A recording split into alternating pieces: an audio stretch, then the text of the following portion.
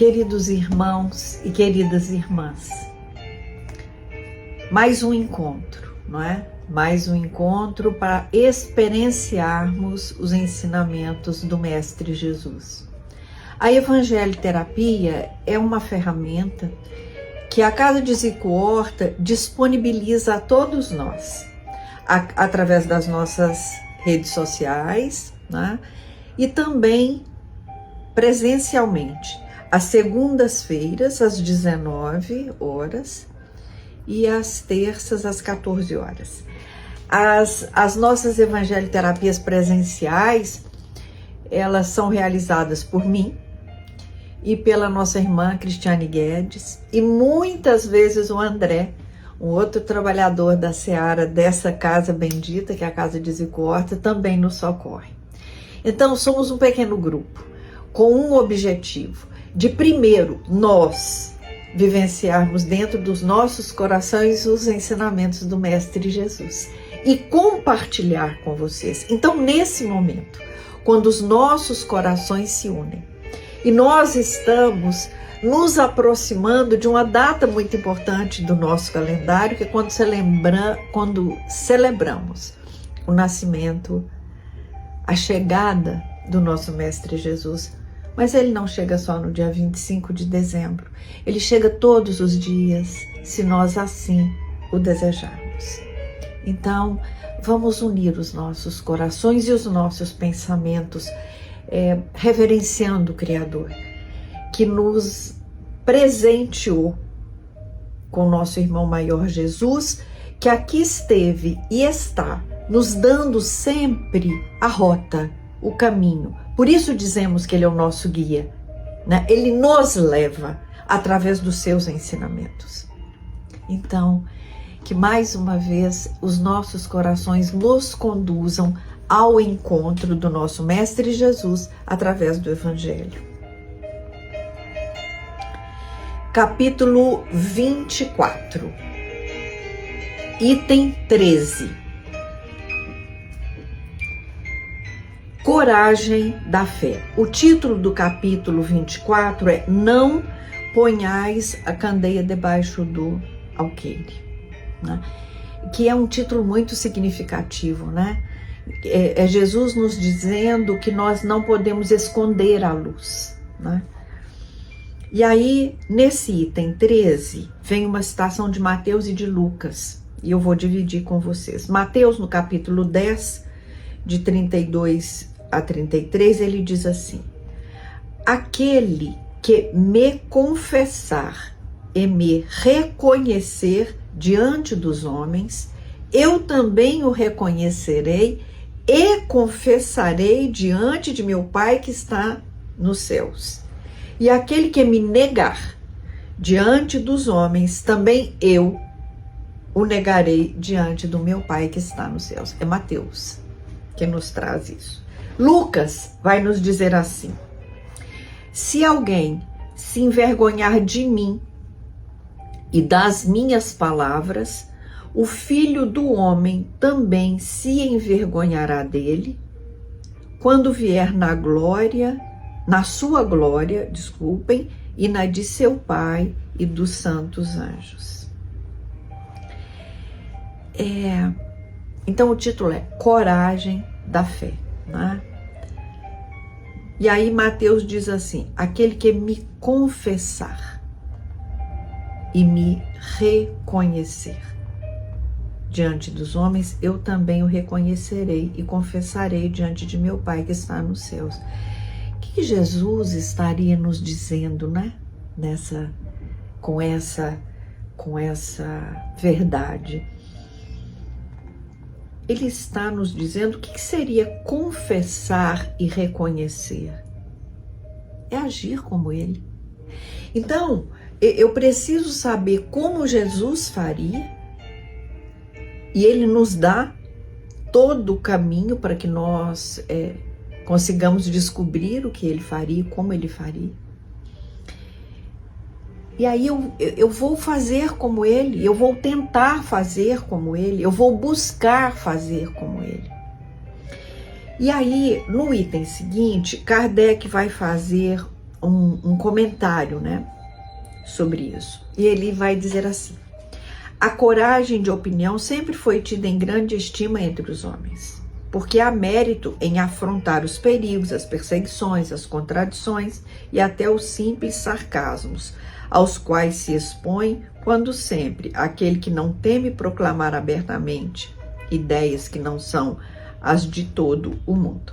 Aqui, como em tudo, o merecimento é proporcional às circunstâncias e à importância do resultado. Há sempre fraqueza em alguém recuar diante das consequências de sua opinião e em renegá-la. Mas há casos em que isso constitui covardia tão grande quanto fugir no momento do combate. O que Kardec está nos fazendo refletir aqui? E muitas vezes, e vamos pensar nos nossos ambientes familiares, nós queremos confrontar as opiniões que são divergentes de nós, das nossas, né? Jesus hostilizou essa covardia do ponto de vista especial de sua doutrina, dizendo que se alguém se envergonhar de suas palavras, desse também ele se envergonhará, que renegará aquele que eu tiver renegado, que reconhecerá perante o Pai, que está nos céus, aquele que o confessar diante dos homens. Em outras palavras, o que Jesus está nos dizendo? Aqueles que tiverem medo de se confessarem discípulos da verdade, não são dignos de serem admitidos no reino da verdade. Então, muitas vezes o que nós precisamos, né, trazendo para as nossas vidas e para o nosso dia a dia, na vida familiar, por exemplo, né? Então nós estamos magoados, estamos ressentidos, chateados, entristecidos com alguém próximo de nós. E aí, se eu confesso, né? Se eu me confesso e me reconheço seguidora do Cristo, o que eu vou fazer com esse sentimento? Vou tentar me livrar dele. Vou tentar dizer para mim mesma: mas em que isso te acrescenta? Em que está te ajudando a guardar essa mágoa, essa lembrança amarga desse fato que já aconteceu? Por que você não tenta, Valdeia, apagar isso, reconhecer que foi um momento de fragilidade daquele que te feriu, te magoou ou se ressentiu com algo que você fez, né? Então é assim que eu me confesso, né? É assim que eu me confesso e me reconheço diante dos homens. É quando nas atitudes da minha vida diária eu faço como Cristo me ensinou que eu deveria fazer. Então estamos aí agora, dezembro, trânsito fica muito mais difícil do que habitualmente já é. E aí, como que eu me comporto no trânsito? Irritadiça, intolerante, julgando, me aborrecendo, xingando. É assim que eu me mostro, é assim que eu me confesso. Então, como seguidora do Cristo, eu preciso desejar fazer como ele faria. Eu devo me inspirar, eu devo me disciplinar para que as minhas atitudes estejam mais próximas daquilo que ele me ensinou. Continua indo o codificador. Perderão o benefício da sua fé, porque se trata de uma fé egoísta, que eles guardam para si.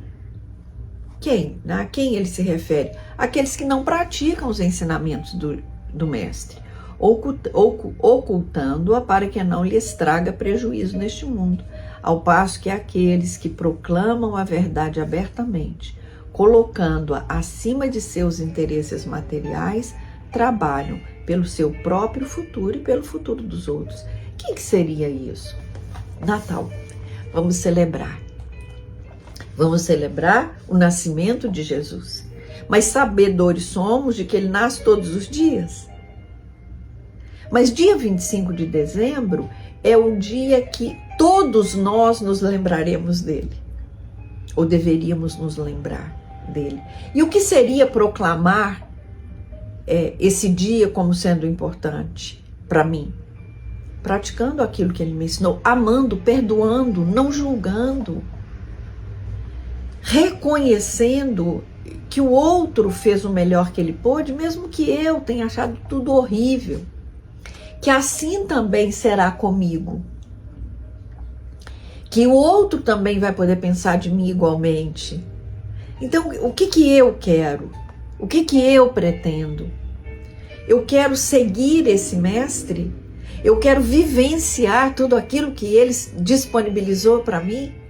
Então, que eu siga buscando Jesus, para tê-lo como mestre, como guia e como modelo. E em cada situação que eu vivenciar, desde uma coisa muito simples até uma coisa muito grave, eu tenha Ele, Jesus, os seus ensinamentos como referência para que eu faça a minha escolha.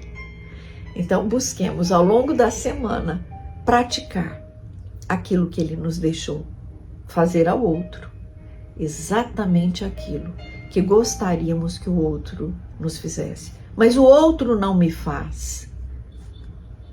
Ainda que o outro não me faça, eu não deveria me afastar do propósito de fazer a ele o que eu gostaria que ele me fizesse.